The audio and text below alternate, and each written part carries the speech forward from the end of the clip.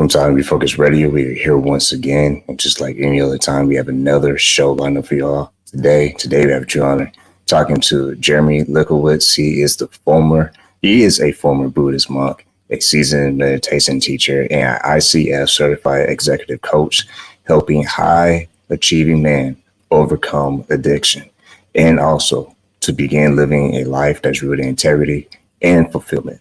I mean, he went from studying at Duke to sitting in silence for hundreds of days in the Buddhist retreat center, but not just stopping there. His life took a powerful turn when he confronted his own struggles.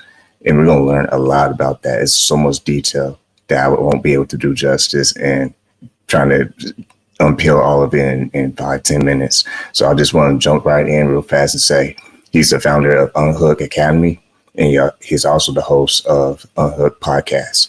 He's going to share about all his journey and what he's doing. And this is going to be a powerful interview, I can tell. So first and foremost, I want to say to you, thank you for taking time to be on the show today. How you doing, man? I'm doing great and happy to be here. Kind of unpack for us what started the whole process. I mean, go back to Duke when you were in your studies and then you started to make some changes. Tell us a little bit about that whole opportunity and just that experience. Yeah, well, it really goes back to kind of a moment of insight where, I had this one day of really realizing that my porn addiction was an issue. I realized that how much porn I was watching was actually really taking a toll on my relationships, my mental health, my life, in ways that I hadn't realized leading up to that point. And this was a huge turning point in my life where I started to realize that porn was just one manifestation of all the different ways I had addictions in my life, addictions to alcohol and drugs and external validation, addicted to success. So porn really opened my eyes to all the other things. But I had this moment when I was in school. It was actually before I went to grad school at Duke. I was studying at the University of California at Davis. I was studying genetics for my undergrad, and I had just graduated. I was sticking around for another year doing some research in one of the labs. And I had this day where I was walking down the street. It was a beautiful day, blue skies, sunny. My life was good. I had a lot of friends. I had, good grades in school, was captain of the Brazilian Jiu-Jitsu sports team. So I had a great life. And I remember walking down the street and seeing these two attractive young women walking in front of me. And I remember my mind just being so consumed by lust, by this longing and craving, this sexual appetite. And I realized how much it had taken over my mind. It gotten to the point where every night I was watching porn for 1 or 2 hours. And I realized how much porn I just infiltrated, and that sexual craving, that lust, had consumed my mind to the point where it was in control. I wasn't in control. And I realized in that moment also that lust was a state of suffering. In that moment, I didn't care about all the good things that were going on in my life, my friends, my family, my good grades, any of it. All I could focus on was wanting something I didn't have. And that was a state of emptiness and a state of lack. And so that sent me down kind of a big rabbit hole, looking into this question of what is happiness really about? What does it mean to be content, to be fulfilled, to live a rich inner life, to have inner peace? And that got me into some books on Buddhist meditation, Buddhist philosophy. I started to realize that meditation, particularly mindfulness, was just a way of training the mind to be happy. It was looking at the things that really bring happiness to your life and cultivating those things. So gratitude, contentment, compassion, connection with community. We live in this kind of false idea that external things are going to make us happy. Once I get that girl, once I get this watch, once I get this much money, once I get this many followers, then I'll be happy. And it just doesn't work, And so that's one of the things I realized, and that sent me down a long path of meditation and mindfulness. When you look at your personal journey of your recovery, what was it like for you to be in the middle of that process? And for those listening and watching, what did that actually look like for you? What were some of the things that you had to put in place in order for you to see yourself through to the other side? Yeah. So one of the things I'm just really passionate about now is talking about porn addiction recovery, because it's such a common issue. Porn addiction for men, women as well, but particularly for men, it's an issue we don't talk about enough, despite how many people it affects. I mean, it's one of these taboo issues. For me, going through my process of recovery, I had that moment of insight when I was at UC Davis. And I ended up, after that, taking some time off from school. Before I went to grad school, I ended up traveling to India. This is when I started going on these long silent retreats. So a lot of my recovery early on was focused on meditation. And I was very fortunate to be able to travel to these places where I could really disconnect and actually go deep into these practices. So my recovery early on really looked like a lot of meditation, a lot of mindfulness, and then also just really being mindful and cautious and attentive with my use of digital media and how I was getting online, and just really being thoughtful about it. My stance on it is, I don't have anything philosophically against porn. I'm not kind of coming from the stance that porn is a sin or porn is evil. My stance is, there's nothing inherently wrong with watching people have sex on a screen, but it's the addiction that's a problem. And so for me, it's like just really being more skillful with my sexuality. And it's not just the porn. Part of my recovery was looking at my relationship with sexuality in general. How was I using sex as a way to either numb or escape, or was I using it in a really healthy way, a way to connect with another person, really get to know them on a deeper level? So that's a little bit of what my recovery looked like, but it's not necessarily what I recommend for people who are figuring out they're having problematic porn use right now. I would say one of the most important things you can do if you want to get on a path of recovery is to get connected with a community, to get connected with a men's group in your area. Finding a men's group, finding a recovery group, finding some kind of community that you can connect with is really important.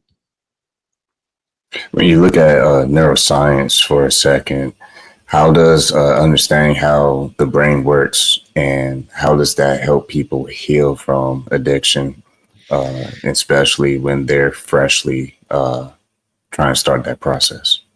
Yeah, it's a great question. Understanding the neuroscience was actually one of the most pivotal things for me in just realizing that I had a porn addiction.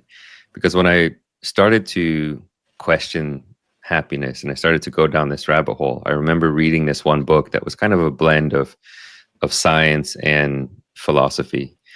And there was this quote that really just blew my mind. It was from this neuroscientist, and it said, "Neurons that fire together wire together."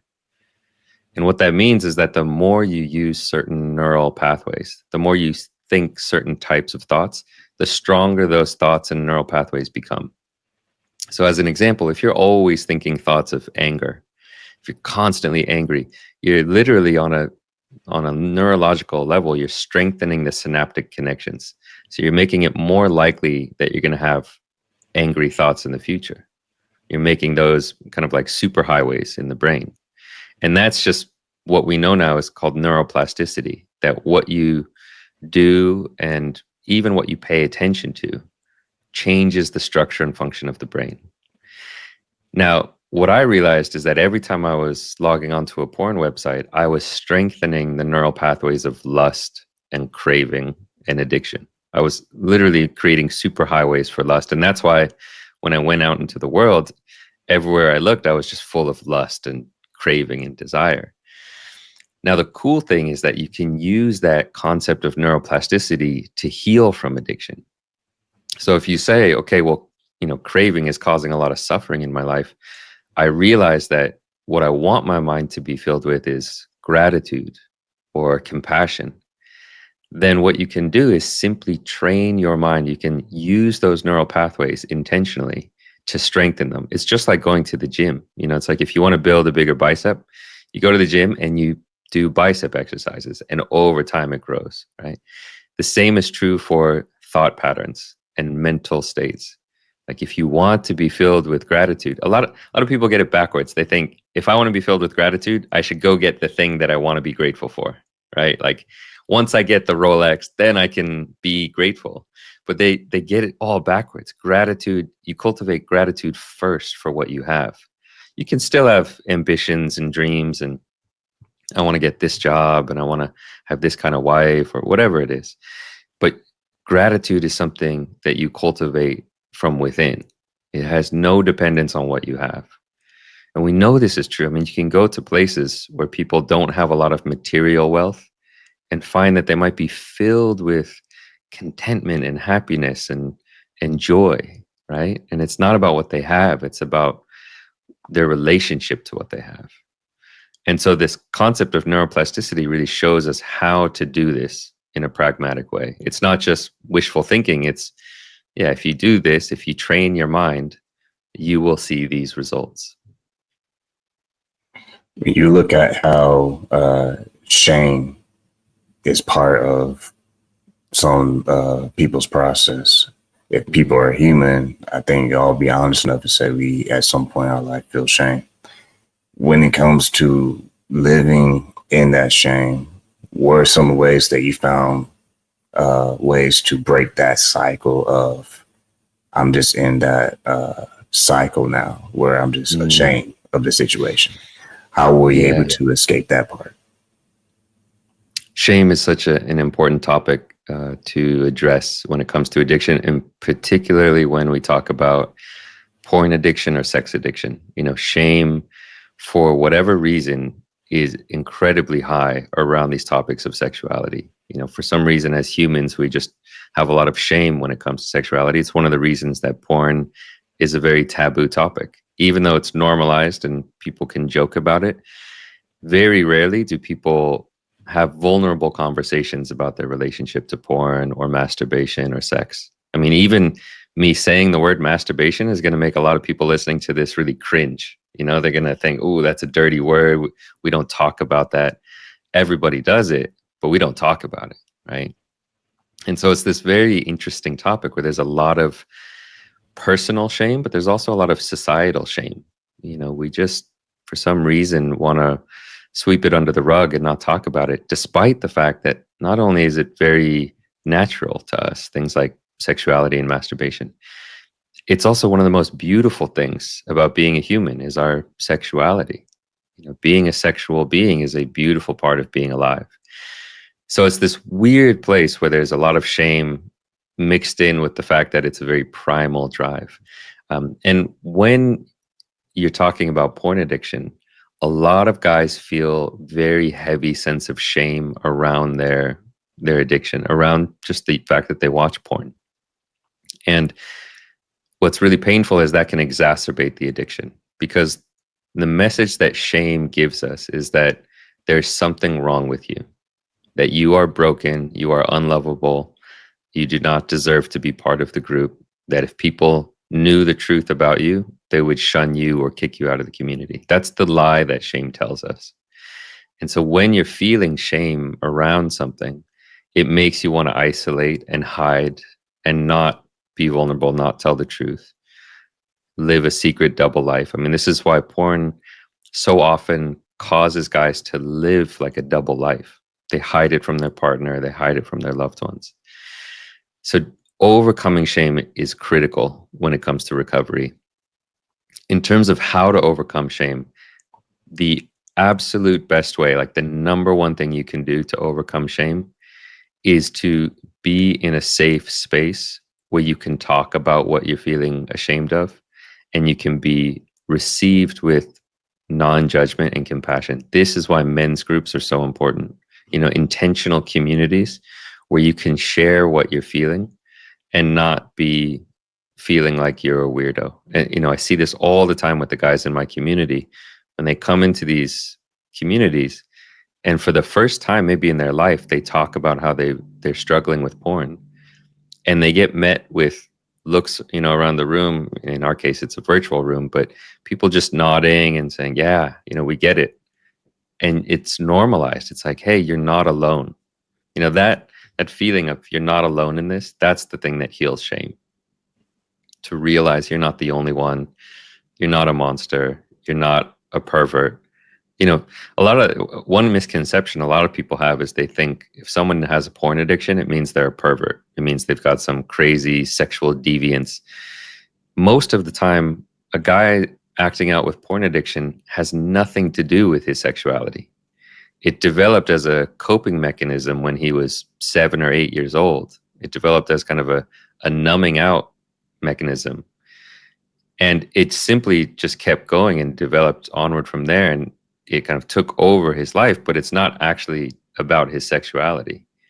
It's just an escape mechanism. And so for a lot of guys, it's not even really about that. It's just, okay, this is the way that I numb out, deal with my emotions, escape.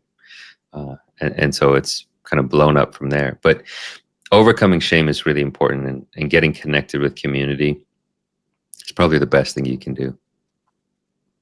Once again, you listen to Refocused Radio and watching us online, talking to our guest, Jeremy Lipkowitz. My next question will be is, when it comes to making daily habits, a lot of times people, they need to have some kind of structure for them to follow through. But also, that key thing is action. They have to actually start doing things. For you, what did that look like for you in recovery mode? And also what you notice with your community, what's some of the things that they're noticing in the process of recovering when it comes to what kind of habits are they trying to maintain and staying active with that journey? It's a great question. A lot of people get this wrong, that one of the biggest mistakes people make in porn recovery is thinking, okay, if I can just put all my energy into trying to stop watching porn, then I'll be able to recover. And the truth is, you have to actually focus on the rest of your life if you want to recover from porn. What I mean by that is, you have to get out and exercise. You have to eat well. You have to sleep well. You have to focus on healing your relationships. It's all the other things in your life that you need to address if you want to address your unhealthy relationship with porn. Because the reason you have that addiction, and this is true for any addiction, is that there are things in your life that are out of alignment. Your sleep, your exercise, your relationships, your career, your purpose. It's when all these things are not in alignment, that's when you reach out to escape, because you want to escape some fundamental pain. And we know this is true. There's a really famous experiment known as the rat park experiment. Are you familiar with the rat park experiment? Have you heard of that before? I'll explain. It's a beautiful experiment. They were studying the effect of addiction back in the 60s and 70s and 80s. Because they were, having all these soldiers coming back from wars or coming back with addiction, and they realized they needed to study it. So they were studying the effect of morphine on rats, and they would give these rats water laced with morphine. And they found that the rats would sit there and drink the morphine essentially until they died. They got so addicted that they would just forget to do everything else, and they would kill themselves just drinking that morphine water. And this one researcher then had an interesting insight. He said, well, these rats are living in these kind of horrible environments, these cages. They don't have other rats to play with. It's not a natural environment. What if we put them in a more natural environment? What would happen? So they got them addicted to the morphine water. And then they put them in something called a rat park, where they had running exercise wheels and other rats to play with, and greenery and all kinds of things that are natural for a rat. They got them addicted to the morphine water and put them in this park, and found that the rats barely touched the water. They were having so much, like of a natural living environment. They were out playing with the other rats, going on the exercise wheels. And what this shows us is that addiction is only there when you are living an unfulfilling life. That if you are deeply fulfilled with your life, if you are happy, if you're living in the way you should be living, addiction has nothing to hook onto. And this is true for us humans as well. It's like, if we are living a life that we really love, then we don't need to escape from it, because that's what addiction is. Addiction's an escape. And so, getting back to this question of what are the daily habits, it's all the things we all know we need to be doing. It's like getting regular exercise, right? Eating food that makes you feel good, like not eating too much highly processed sugary food. It's establishing healthy social connections. Are you meeting with friends? Are you part of a community? Do you have some kind of purpose, something greater than yourself? No, I'm not a religious person, but it is important to have some kind of greater purpose in your life, something that's greater than yourself. So all of these things, are important. And so it's one of the things that I focus on for myself and my own recovery is making sure I'm exercising on a regular basis, making sure I'm being part of community, having social connection. And it's also what I encourage the guys in my community to do, to get outside, to go for a walk, to disconnect from their phone, connect with a friend that they haven't talked to in a while. It's all the things.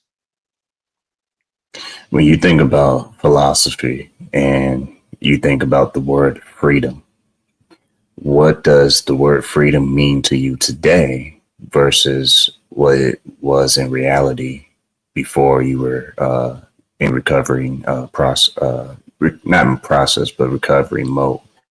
Yeah, what's freedom like for you? Great question. Freedom is a really important word for me because an inner freedom in particular. And before I recognized I had an addiction, my thoughts on what freedom meant probably were, enough money to do whatever I wanted and more kind of the outer freedom. But now, it's more about the inner freedom. And particularly, there's this topic, this phrase in Buddhism that's called unconditional freedom. And I love this phrase because it's freedom not based on the conditions of your life, not based on whether or not you have the girlfriend you want, whether or not you have the kind of clothes you want to wear, whether or not people are validating you or, people like you. You have a freedom from the inside, a deep, deep place of well-being and inner peace and contentment and groundedness. Like when you really are confident in who you are and know that you are a good person and know that you are living in alignment with your integrity and your values. And that's real freedom. You're not out there hungry, trying to grab onto things or trying to push away things that you don't like. You can be free wherever you go, whether or not somebody blames you for something, doesn't affect your inner peace. You say, oh no, like I know I'm living a good life. There's this other concept in Buddhism called the bliss of blamelessness. And it's when you are living in, an ethical way, when you're living with integrity, when you're not causing harm to people or causing harm to yourself, there's a bliss associated with that feeling when you know you've done nothing wrong. You can walk down the street with your head held high because there's nothing you need to hide.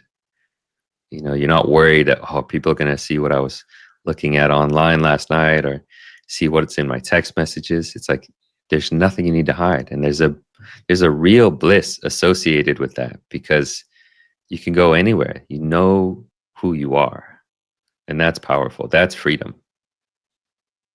Well said. Once again, listen to our Refocused ready and watching us online, talking to our guests today. Jeremy, this is crazy how time flew by so fast, and I can't believe that we're already almost to a close. But I want to touch on what you do with your academy because I think it helps make this full circle. What was some of the things that you've been able to recognize with your community and this academy, and kind of explain to the audience what some ways that they can benefit from this additional resource? Yeah, thanks for asking that question. One of the things I noticed since running this academy, since sharing my own story of porn addiction, is just how common this issue is. It is so common, to see porn addiction for men in our society. I mean, around the world, even.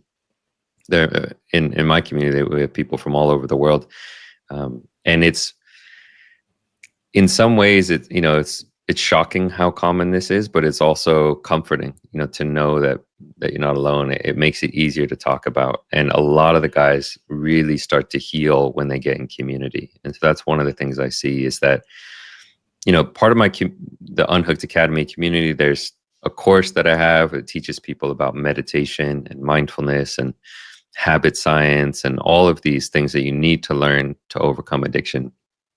But the other component of it is really just the weekly call with the guys in the community. And that weekly call is so important. Just getting on the call, even if you have nothing to say. I tell the guys, even if you don't have anything to say or to check in on about, just show up and listen. And just listening to what the other guys are going through and hearing, the stories of struggles or the celebrations, the wins, we need that community. And that's one of the things I've really seen in the Unhooked Academy community is how powerful that is. Well, once again, if you're listening to this and watching us online, we're talking to our special guest, Jeremy Lipkowitz, and he's the former Buddhist monk, seasoned meditation teacher, and also an ICF-certified executive coach, helping you who's watching and listening. You have opportunity to really tap into what he's saying.